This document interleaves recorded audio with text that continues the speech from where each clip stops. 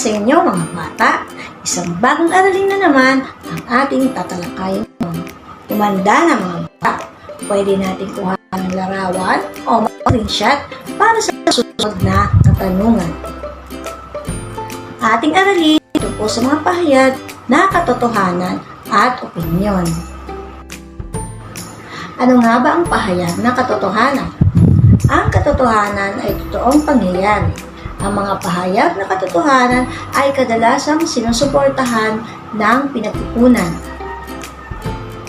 Ang katotohanan ay mga impormasyon na maaaring mapatunayang totoo. Bihira itong magbago mula sa pinagmulan ng impormasyon. Ginagamitan ito ng mga salita o parirala, batay sa, ayon sa, pinatutunayan ni, sang-ayon sa, mula kay, tinutukoy na, at mababasa sa, at iba pa. Narito ang mga halimbawa ng mga pahayag na katotohanan.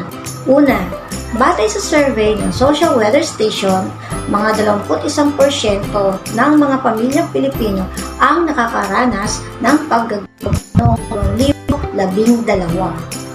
Sa pangungusap na ito, batay sa ang ginamit na panandang salita o parirala. At ang pinagmulan naman ng impormasyon ay ang Social Weather Station. Sa pangalawang pangungusap, mababasa sa Philippine Star na lalong tumataas ang kaso ng COVID-19 sa ating bansa. Sa pangungusap na ito, mababasa sa ang ginamit na panandang salita o parirala. Philippine Star naman ang pinagkukunan ng impormasyon. Sa ikatlong pangungusap, pinatutunayan ng pag-aaral na ang mga bakuna ay tumutulong upang labanan ang mga sakit. Ang ginamit na parirala ay pinatutunayan. Pansinin ang mga halimbawa na mapapansin natin, lahat ay may pinagmulan ng impormasyon at hindi gawa-gawa lamang. Ngayon, tayo naman ay dadako sa pahayag na opinyon. Ang opinyon ay sariling pahayag lamang. Matatawag na opinyon ang mga pahayag mula sa mga paliwanag ng mga pangyayari. Ang mga impormasyon batay sa mga saloobin at damdamin ng tao. Nag-iiba-iba ito sa magkakaibang pinagmulan ng impormasyon at hindi maaaring mapatunayan kung totoo o hindi. Ginagamitan ito ng mga salita o parirala tulad ng sa aking palagay, sa nakikita ko, sa pakiwari ko, kung ako ang tatanungin, para sa akin, sa gana ng akin, at iba pa.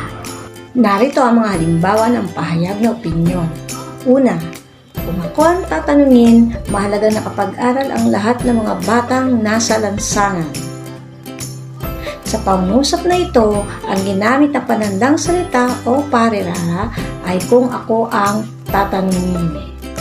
Sa ikalawang pangungusap, sa aking palagay, dapat na magtulungan ang bawat isa upang masugpo ang ENCOV.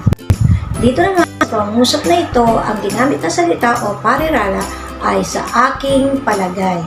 Sa ikatlong pangungusap, marahil ang mga nagkasakit ng COVID ay hindi sumunod sa health protocol. Ang ginamit naman na pananda ay marahil. Pansinin mabuti ang tatlong halimbawa ng pangungusap. Mapapansin ninyo ang kanyang pahayag ay nanggaling sa pansarili lamang. Ibig sabihin, walang pinanggalingang impormasyon. O kaya, ito ay maaaring totoo o maaaring hindi totoo. Kasi ito ay kanyang palagay lamang. O mga bata, naunawaan ba ang ating aralin ngayon? Ang tungkol sa pahayag na opinyon at katotohanan? Maraming salamat sa inyong pakikinig at kooperasyon. Bye-bye! Hanggang sa muli!